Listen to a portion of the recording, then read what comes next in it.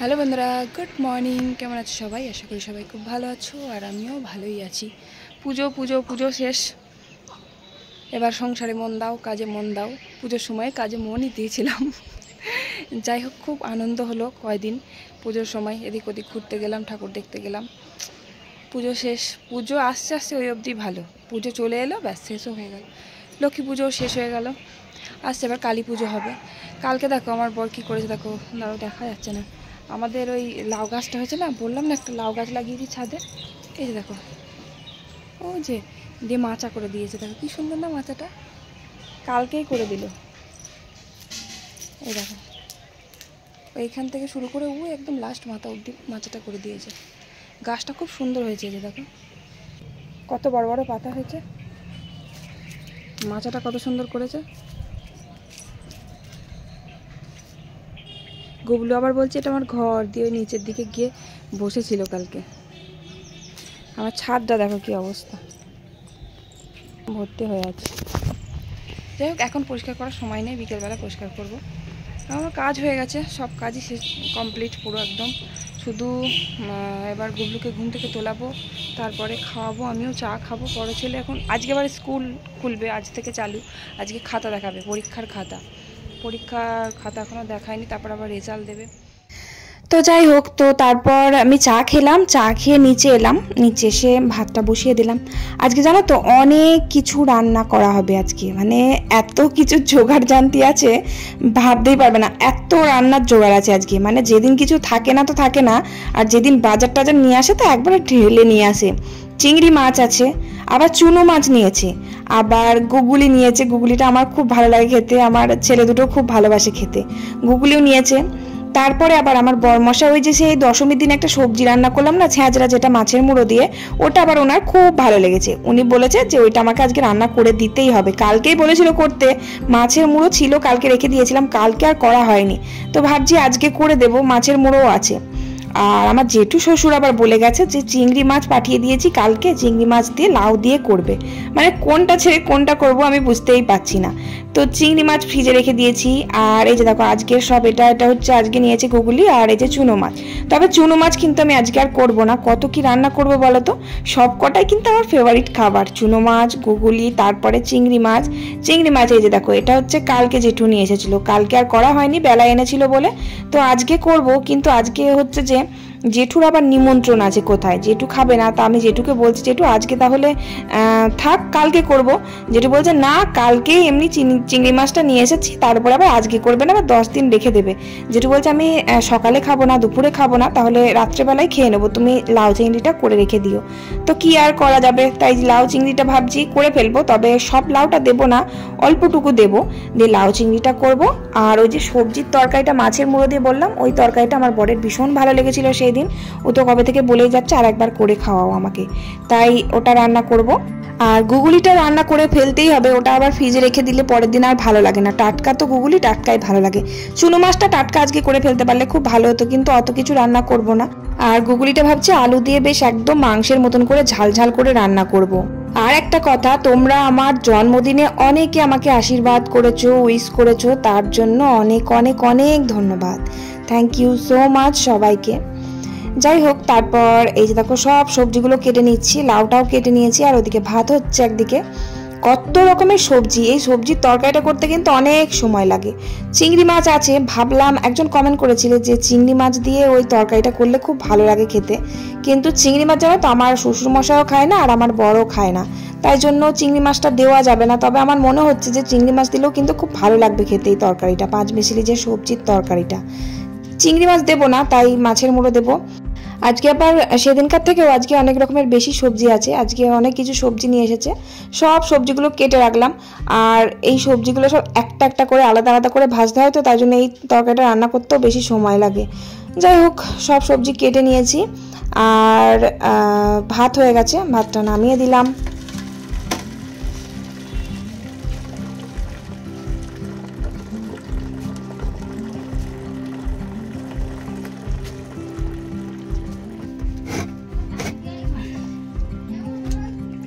ভাতের ফ্যানটা ছড়িয়ে দিলাম, তারপরে যে আলু ভাতেটা আমি ভাতের ফ্যান ছড়ানোর আগে আলু ভাতেটা পার করে রেখেছিলাম।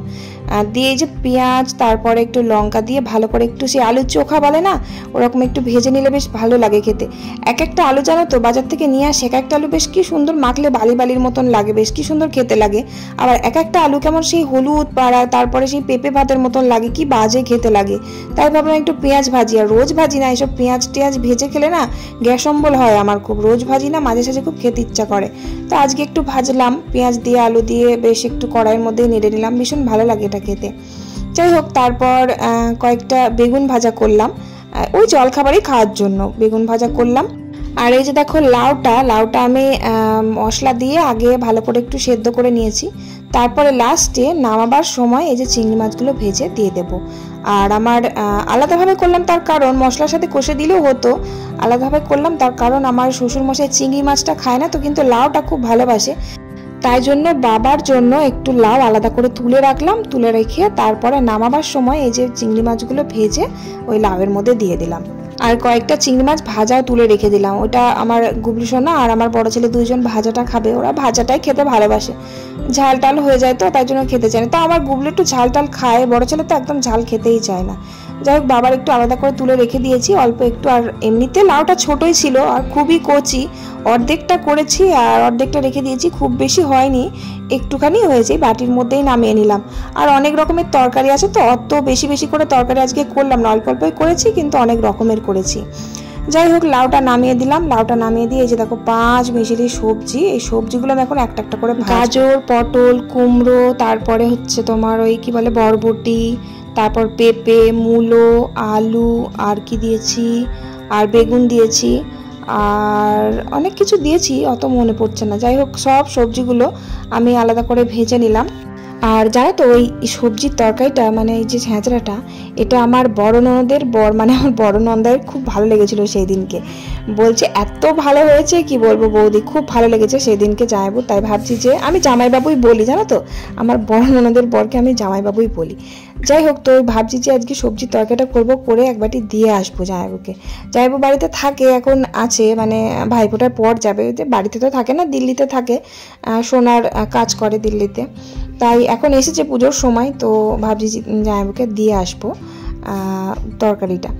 যাই হোক, সব সবজিগুলো যে ভেজে নিলাম, কাঁচা কলা, আজকে আবার কাঁচা কলাও এনেছে, কাঁচা কলাও দিয়েছি। এর মধ্যে জানো তো বাদাম একটু ভেজে দিতে পারলেও খুব ভালো হয়, তারপরে আবার বড়ি ভাজা দিলেও কিন্তু খুব ভালো হয় খেতে।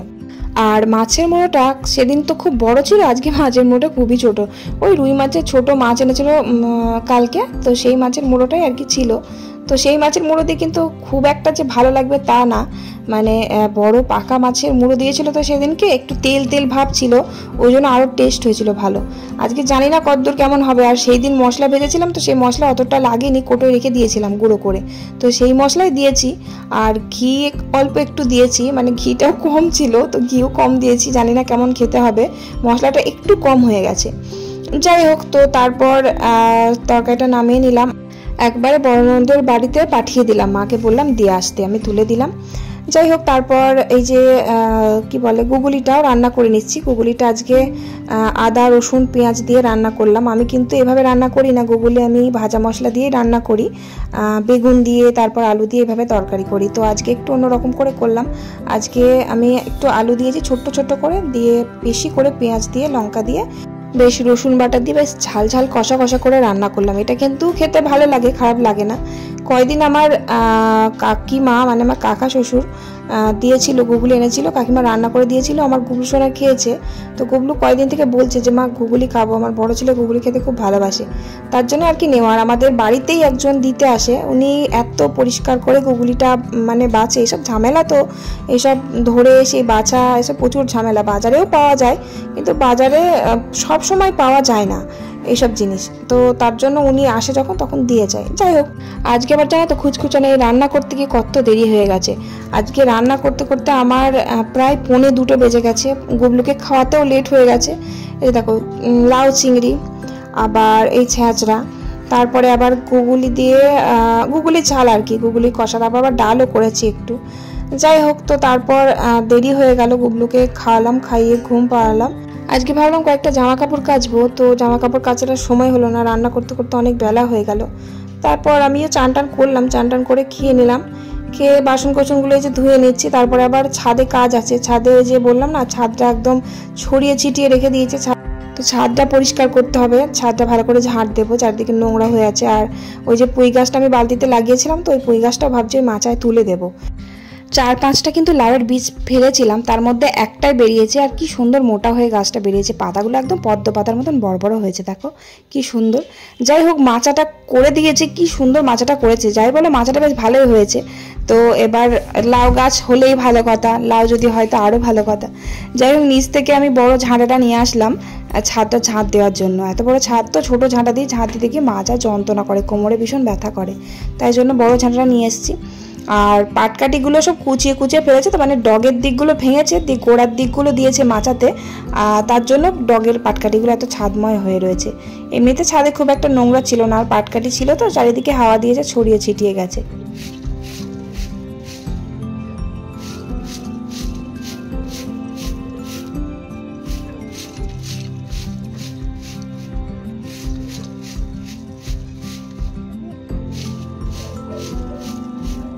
এখন ছোট দিনের বেলা এই 5টার মধ্যেই সন্ধে লেগে যাচ্ছে, ছাদটা ঝাঁট দিতে দিতেই অন্ধকার অন্ধকার হয়ে এসছে, আর গাছগুলো কেমন মরা মরা হয়ে গেছে, একবেলা জল না দিলে গাছ এরকম হয়ে যায়।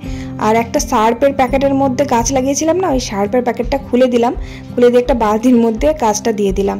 ওই ড্রাগন গাছটা একটা বালতির মধ্যে ছিল, খুবই ছোট, ওই ড্রাগন গাছটা তুলে আজকে একটা বড় ড্রামের মধ্যে দিয়েছি, তাই ওই বালতিটার মধ্যে ওই গাঁদা গাছটা দিয়ে দিলাম। আর যে মাচাটুকুনি আর কি করেছিলাম পুঁই শাকটার জন্য, মানে পুঁই গাছটার জন্য, সেই মাচাটার পাটকাঠিগুলো সব খুলে আমি এই সামনে দিয়ে দিলাম। পুঁই গাছটা মনে হচ্ছে হবে না, জানো তো, পুঁই গাছটা কেমন কেচিয়ে গেছে, সরু সরু হয়ে গেছে। ও পুঁই গাছের আশা ছেড়েই দিলাম, 2-1বার খেয়েছিলাম জানো তো, ওই আমার লাগানো পুঁই শাক একবার তো খেতে পেরেছি, ওতেই গাদ। ছাদ পুরো ঝাড় দিয়ে পরিষ্কার করতে করতে একদম সত্যি করে অন্ধকারই হয়ে গেল, ছাদের লাইটটা জ্বেলে দিলাম। ওই যে দেখো পুঁই গাছটা এইদিকে তুলে দিয়েছি, আরও কটা পাটকাঠি আনতে হবে, ওই যে জায়গাটা আমি দাঁড়িয়ে আছি ওখানে কয়েকটা পাটকাঠি দিতে হবে, এই ফাঁকা জায়গাটায় কয়েকটা পাটকাঠি দিলে তারপরে আবার পুঁই গাছটা একটু সাইড হবে, একদম মাঝখানে হয়ে গেল। ভাবছি কালকে কয়েকটা পাটকাঠি নিয়ে এসে ভেঙে ভেঙে মাচা করে দেবো। যাই হোক তারপর নিচে এলাম, নিচে এসে সন্ধে দিলাম, আর আমার বর আসলো দোকান থেকে, তো সন্ধেবেলায় আর কি টিফিন করলাম এই যে চাল ভাজা। চাল ভাজাগুলো হলুদ রঙের লাগছে, বুঝতে পারছো, আমাদের এখানে হলুদ রঙের চাল ভাজা পাওয়া যায় জানো তো। চাল ভাজাটা না পেঁয়াজ, কাঁচা লঙ্কা, একটু রসুন, একটু আদা দিয়ে মাখলে কি দারুণ খেতে লাগে। যাই হোক টিফিন করলাম, আর চাল ভাজাটা ভীষণ খেতে ভালো ছিল, বেশ ফোলা ফোলা ছিল, আর আমিও বাড়িতে চাল ভাজা ভাজতে পারি জানো তো। যাই হোক চলো, আজকে ভিডিও কেমন লাগলো কমেন্ট করো, টাটা।